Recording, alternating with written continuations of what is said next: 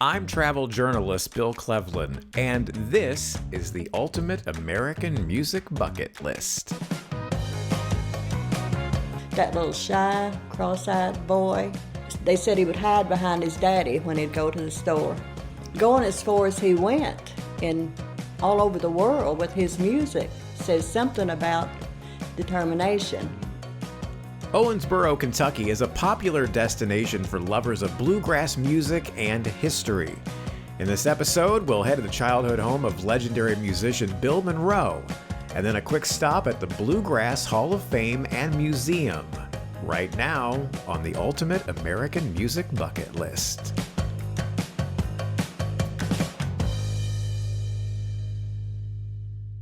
We begin our trip at the childhood home of Bill Monroe. Monroe is considered the father of bluegrass music, and this house in Rosine, Kentucky, just outside of Owensboro, may just be the place where bluegrass was born. Giving me a tour of Monroe's childhood home is Merlene Austin. We're about 2 miles out of Rosine, Kentucky, high on the hill. Some call this Jerusalem Ridge. Jerusalem Ridge is really about a half a mile on up the road. It's a real high ridge up there. This is where Bill Monroe lived as a child. He lived here from the time he was 5 years old till he was 16 when his daddy passed away. And we're actually in his home right this second. Absolutely, absolutely. And he lived here for what age? You said about 5 to 17? 5 to 16. 5 to 16. I was close. Yeah, this is where he lived as a child with his mom and dad and his brothers and sisters. Like I said, there was 6 boys and 2 girls in the Monroe family, so there was a lot of kids running around here at that time. Yeah, and so the home here, first of all, you were just telling me that the family had 700 acres. That's crazy to me that they would have that much land. Oh, no, not back then. I'm a city boy. What do I know? Not back then. All the farms was pretty large back then. Yeah. But, like I said, they had a lot of timber and the sawmill, and would saw out lumber and sell it. And the little coal mine, it was big enough that little coal cars would go back in, and they would sell the coal. Yeah. And what is your sort of tie into the place here? But both of you have a connection to Mr. Monroe, correct? I was married to Bill's nephew, but he passed away at the age of 37 with a heart attack. But we had twin boys, and I got 6 Monroe grandkids. My husband Scotty was born in this house. Yeah. And who's this gentleman over here? That's Mr. Tom Ewing. Mr. Tom Ewing, a bluegrass boy. And Tom, you played with Bill. You were one of the. Now, what did they call it? Now, forgive me, I don't know all the correct terminology here. So, what did they call the band when you would play with them? Bill Monroe and his Bluegrass Boys. That's Bill Monroe, and a lot of people who are listening right now who know bluegrass are screaming obscenities at the radio for me for not knowing these things. So please forgive my ignorance. So you played along with him. Talk about that experience. How I'm not going to ask you your age, but about how old were you when you were playing? Well, I joined the band when I was 40. Okay. It was my dream come true. I wanted to play music with Bill Monroe ever since I was a teenager, and I joined the band when I finally got to join the band when I turned 40. Yeah. I was still kind of a kid in many ways. Yeah. And learned a lot traveling the roads with Bill Monroe. So for people who are like me, who are now just kind of learning who Bill Monroe is and what it was all about, can you sort of explain what that's like? Because this guy was really the king of the genre. I mean, who would he compare to today? If somebody listening right now, they don't know who Bill Monroe is, what would you say? I'd say there's nobody. Bill was music. Bill lived music, and the style that he generated was called bluegrass. He didn't name it himself, but the style that he initiated is a very special, perfected style of music that he insisted on from all of his musicians. And there were over 150 during his career from 1939 when he joined the Grand Ole Opry until he passed away in 1996. Yeah. And, you know, we're just sort of milling around his childhood home here. What are some thoughts that you have as you walk through here? Oh, gosh. Bill really had a wonderful life growing up. He had a wonderful childhood. And he was set apart, as you saw Bill earlier, and had his own little room. And it's a very unusual situation for a child in those days to have their own room.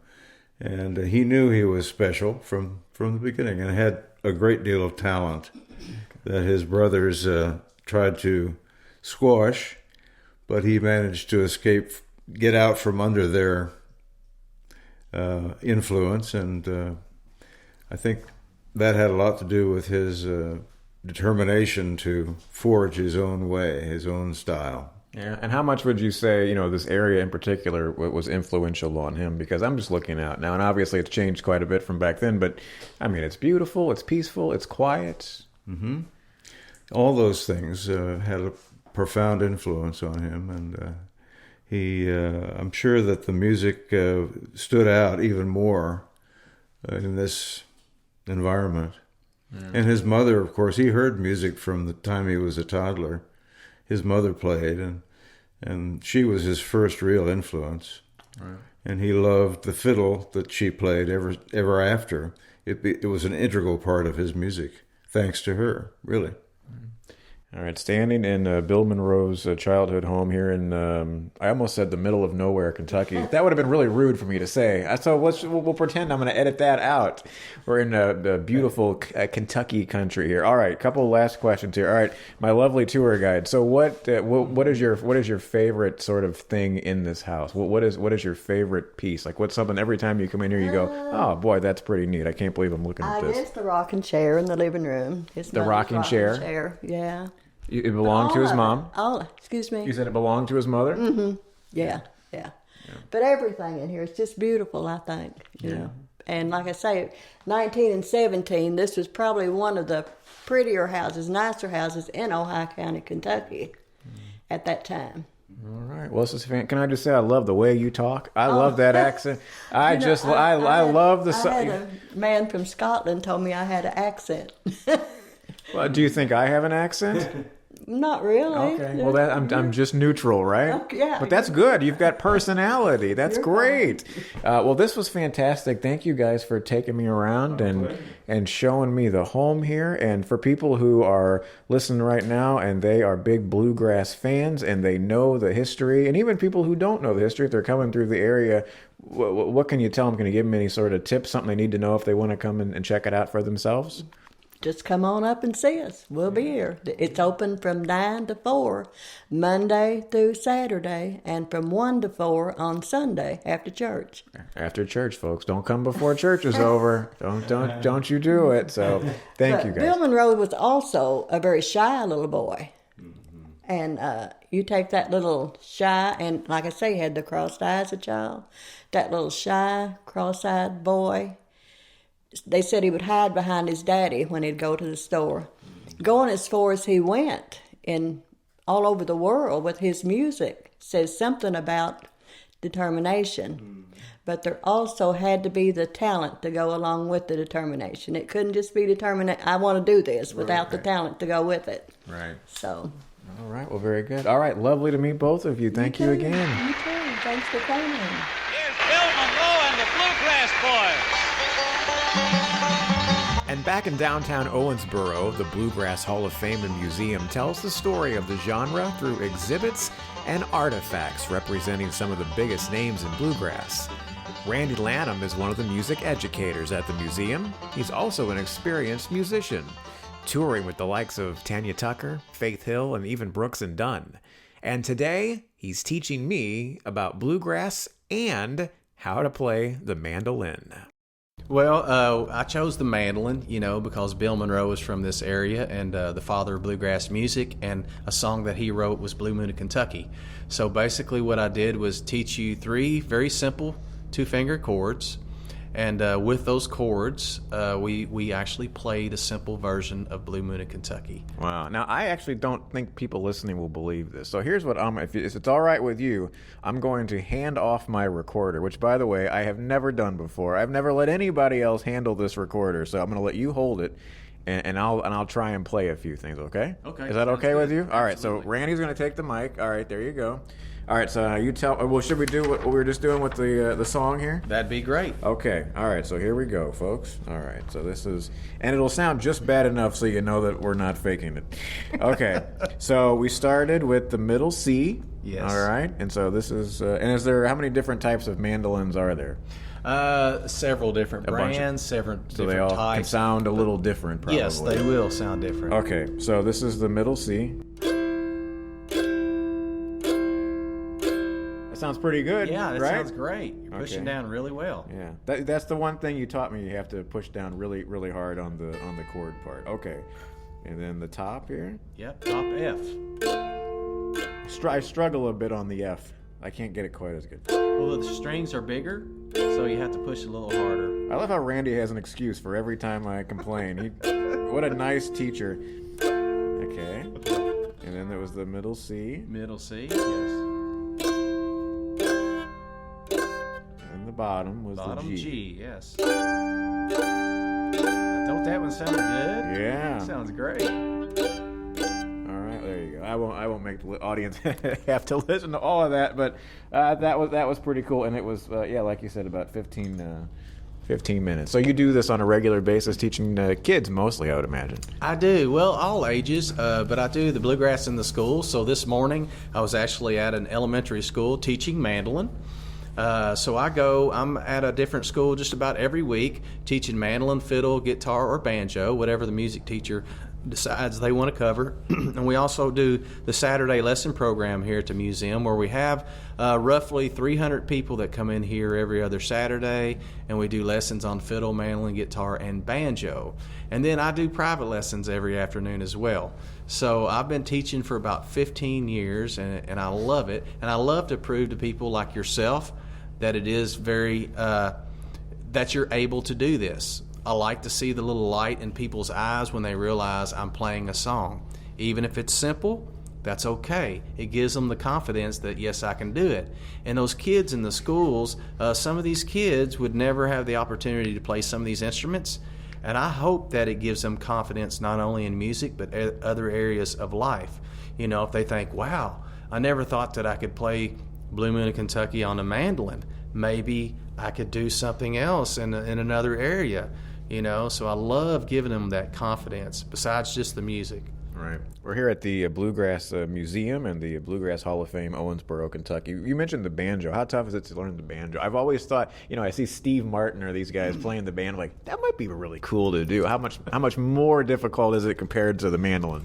It actually is very difficult. Yeah. The banjo, now I'm going to be honest with you, I'm not a great banjo player, but I can teach very basic beginner classes on. I'm actually a fiddle, mandolin, and guitar is what I'm comfortable with. The banjo is very difficult instrument, at least for me. It takes a lot of coordination because you have your three picks. You're mixing chords with melodies at the same time. So banjo is a very difficult instrument. So in other words, thank you for not bringing the banjo for today's 15-minute lesson. Yes, exactly. Okay. You're probably going to be thankful for that. Yes. All right. Before we talk about exactly where we are, give folks maybe a little bit more about your background. You're a professional musician. I am. When I was 11, I started playing. My granddad, John Lanham, is an old-time fiddle player. He does a lot of mountain music, so I grew up with him going to square dances and playing bluegrass festivals, fiddle competitions, and grew up. And he is 91, and he still plays. And I still cannot keep up with him. We go to jam sessions in his basement mostly, and after about 4 or 5 hours of playing, I'm like, Granddad, I'm tired. And he's like, we're just getting started, Randy. So I grew up around that, playing all the time, and later on in life, when I was older, I moved to Nashville, went on tour with some country singers, and then moved back here. Wait, hang on, son. Don't gloss over that. Tell folks who you played with. Wade Hayes, Tracy Lawrence, did a Clay Walker, and did a few shows with the legendary Tanya Tucker. So that was a lot of fun as well. Great. And got to do tours with people like Faith Hill, and Brooks and Dunn, and Alan Jackson, and so those were Faith Hill would have been the first one I mentioned, but I guess we're different like that. Well, I slid that in there. You did. Yeah, That was slick. Yeah, that was nice. But yeah, so I got to do the country music thing for a while. Decided, the road was a good season in my life, but now it's a different season, and I came back home and been teaching ever since. All right, so tell folks exactly sort of where we are right this second. We're at the International Bluegrass Music Museum in Owensboro, Kentucky, and obviously the museum, there's a lot to see as you went through the tour, but also this is the same place that we do the Saturday lesson program at. So when people come through on the Saturdays, we're doing lessons, they get to see live exhibit, if you want to say that. People actually learning the instruments, learning traditional. I won't be here in concert, so you're safe here. Well, anytime we can probably arrange that. No. So we do, there's a lot of concerts that happen right here where we're sitting, a lot of up close and personal shows. So there's a lot going on down here. We're very excited about the new center going to be opening soon down here at the riverfront. And the museum sits right here in downtown Owensboro, and there's a beautiful park here on the river, and lots of great things down here. It's just a cool vibe, and I'm proud personally to be carrying on our local history. Bill Monroe's from this area, Rosine, Kentucky, just down the road. And so I grew up listening to him. I actually got to play on stage with him when I was 12 years old. Nice. As a matter of fact, it was great. And it's just a blessing to be from this area and to be able to teach kids not just history, but how to play, about the instruments. So, So what do you say to somebody who doesn't know much about bluegrass music? How do you sort of describe it? Well, the main instruments are banjo, fiddle, mandolin, guitar, and the bass. Sometimes I think people hear certain bands that it just don't do anything for them, and I think if that's their first impression of bluegrass, I think they might go away with a bad taste, like, you know what, I'm not really a fan of bluegrass. But I challenge people to listen to some other groups. There are some very, very talented and really, really good bluegrass bands that are just playing some amazing music, writing some amazing music. And to see it live, to see musicians live play as well as they do these acoustic instruments, it's amazing. I've got about 30 seconds left here. This is always one of my favorite questions to ask people, and it has to do with stereotypes, because that's one of the things that I really enjoy about my job, is getting to go across the country and disprove stereotypes, because we all have them. Whether if we're being honest, we certainly do. So, what do you think is the sort of the worst stereotype that people have about people when they hear bluegrass music, and how do you sort of dispel that? Well, I think a lot of people, one of their first thoughts is it's hillbilly music, right? And it is from a lot of country folks. My family being one of them, we're country. I grew up on a farm, but it's not only that. So I think they need to realize, again, if they go out there and listen to the right bands, and a lot of people think it's a Southern thing. No, it's from all over the world. I heard one of the best bands ever here a few weeks ago. They were from Michigan, way up north, almost Canadian. And it's not that kind of music. Just because it has the acoustic sound, a lot of people think, again, it's a hillbilly music, it's mountain music, but it's become so much more than that. I think that's where it started.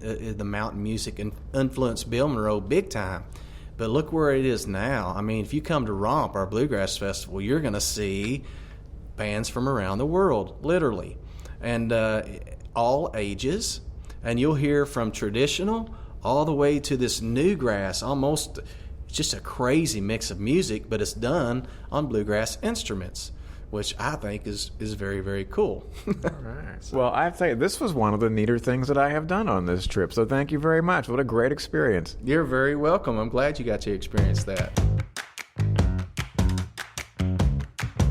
My thanks to Randy and the good folks at the Bluegrass Hall of Fame and Museum in Owensboro, Kentucky. I'm Bill Cleveland. Thanks so much for listening. Please share this podcast with your family and friends. You can download it on your favorite podcast app. Just have them search for The Ultimate American Music Bucket List. And if you'd like a copy of the book, The Ultimate American Music Bucket List, you can go to the website americanmusicbucketlist.com. If you'd like to follow me on my travels across the country, you can go to my website, which is billontheroad.com. Thanks for listening.